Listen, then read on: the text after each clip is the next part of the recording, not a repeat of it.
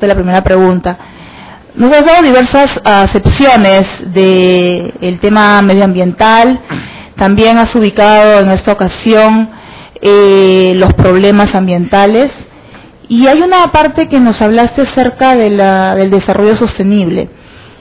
¿Qué cosa es el desarrollo sostenible?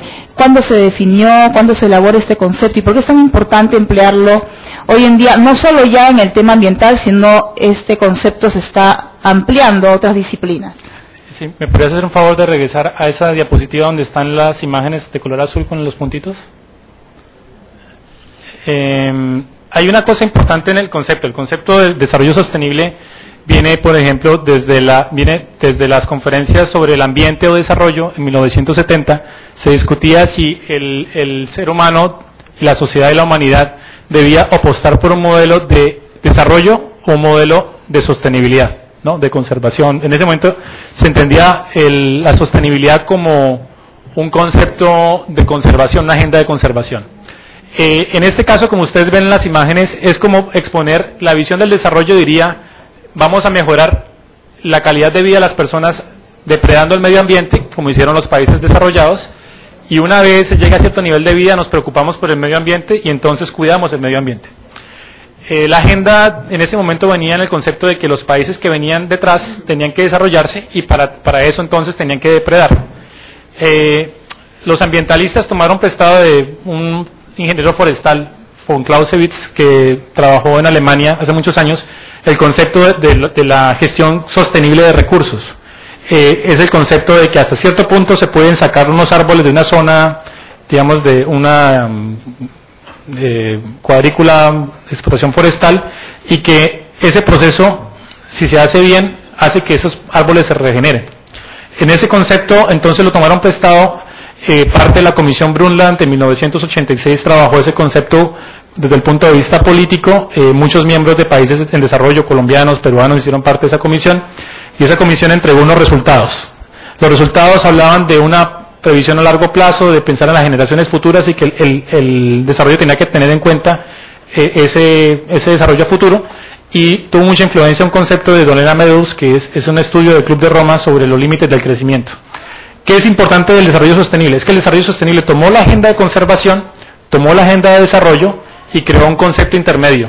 Es decir, un concepto en el que se parece a este de acá, en el que pensamos que la naturaleza es posible que se intervenga, pero la intervención entonces en la naturaleza tiene que ir hasta cierto punto, y el punto se define políticamente.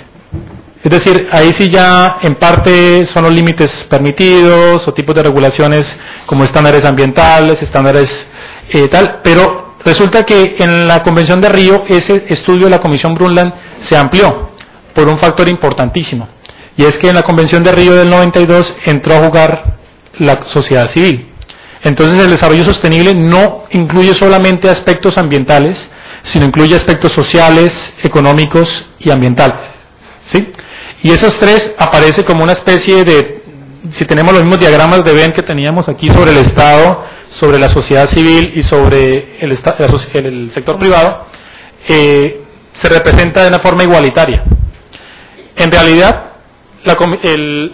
esta Convención de Río lo que hizo fue crear una especie de escenario para discutir qué formas podrían existir para que los países en desarrollo se puedan desarrollar de una forma inteligente, sostenible. Ese concepto es importante por eso, porque generó entonces un espacio para discutir consensos. La discusión, por ejemplo, desde el punto de vista de una naturaleza efímera, no permite ninguna intervención, no hay negociación. La posición desde un punto de vista benigno no reconoce que hay una degradación del medio ambiente desde el punto de vista real. Entonces, por eso es importante.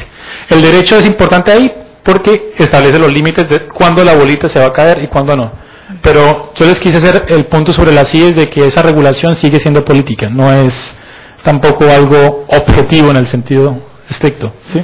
Bien, a ver, pasamos por acá, las preguntas. Sí, sí. Tenemos acá al profesor Sumarriba, que nos va a hacer una pregunta.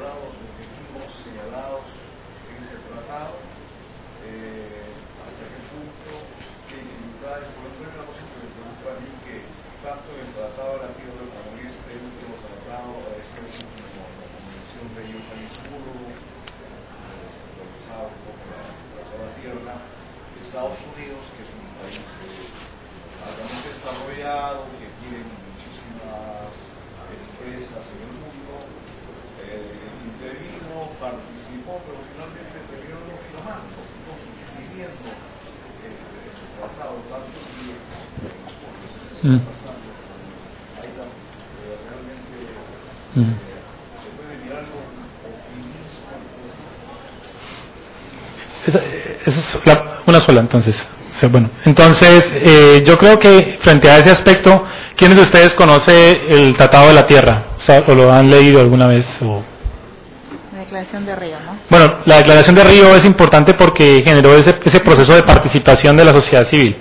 Se ha hecho otra cumbre en Johannesburgo para evaluar el resultado. Los resultados fueron mediocres, o sea, de la evaluación en sí no aparece que fuese fuerte.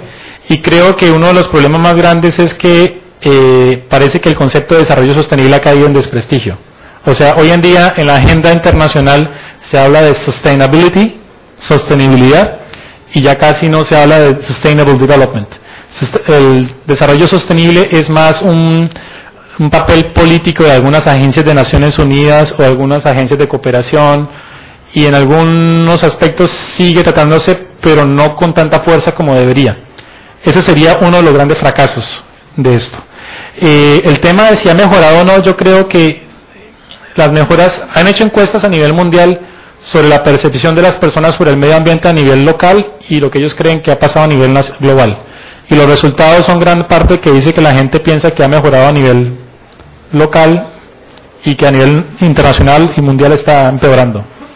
Eso demuestra en parte que la percepción es bastante subjetiva. O sea, por ejemplo, las personas que antes vivían en 1930 en Colombia, no sé aquí en Perú cómo sea, en los 20, los sistemas de servicios públicos, por ejemplo, en las ciudades, no eran el mejor sistema. Y con la urbanización que ha sufrido, por ejemplo, la sociedad, Perú es una de las tasas de crecimiento más grandes en los 70, urbana, pues de alguna manera grandes ciudades se vieron la forma de crear ese tipo de servicios. En Colombia en los últimos 15 años en la gestión municipal han tenido unos impactos grandes la regulación de espacio público, jardines, áreas verdes, ordenamiento territorial, que eso ha generado mejoras, pero no sé si lo mismo pasa en Perú en otras ciudades. Yo creo que eso es relativo, pero así sería mi balance. ¿Hasta qué punto, por ejemplo, el tema de Estados Unidos o no afecta a la agenda es clave?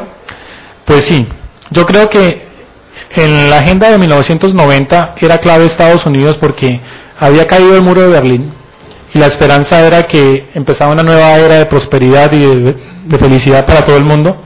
Si ustedes ven, por ejemplo, una cosa interesante para el derecho constitucional es que la mayoría de reformas constitucionales en el mundo ocurrió en ese periodo de tiempo de los 90 al 95. Todos los regímenes incluían sistemas más o menos constitucionales, todo ese concepto. Muchas constituciones recogieron temas ambientales en sus constituciones y Estados Unidos firmó algunos acuerdos y no lo ratifica, pero es por su visión del derecho internacional, que ellos tienen una visión, el derecho internacional es totalmente ajeno al derecho nacional o es subordinado, y por eso no se iban a amarrar con un tratado internacional, y si lo hicieran, la estructura interna no lo reconocería como con tanta fuerza como cualquier otro tipo de regulación. Entonces, ahí el caso es que genera una sensación de inconformidad porque Estados Unidos es uno de los que más usa recursos, y como usted lo menciona, tiene uno de los aparatos productivos más fuertes que existe. Yo creo que ahorita la clave es que en el caso del tema de cambio climático se está viendo que otros países están emergiendo y esos países están tomando una política internacional mucho más agresiva. Y en esos aspectos, países como Brasil, que ustedes bien conocen como vecino, es un abanderado de los temas ambientales de una forma muy particular, con su propia visión de lo que es el medio ambiente y cómo se debe preservar. Y en esos aspectos creo que las diferentes agendas que reflejan mucho un poco este tipo de visiones contradictorias van a tener mucho más impacto de lo que creen hasta el momento en el tema de lo que era Estados Unidos hasta el momento, porque puede ser que se promueva una agenda ambiental que no necesariamente sea la que ustedes y yo estamos compartiendo. No es malo, pero creo que es simplemente abrir los ojos para que en esos aspectos pues, reflexionemos, ¿no? Gracias. ¿Otra pregunta? Sí.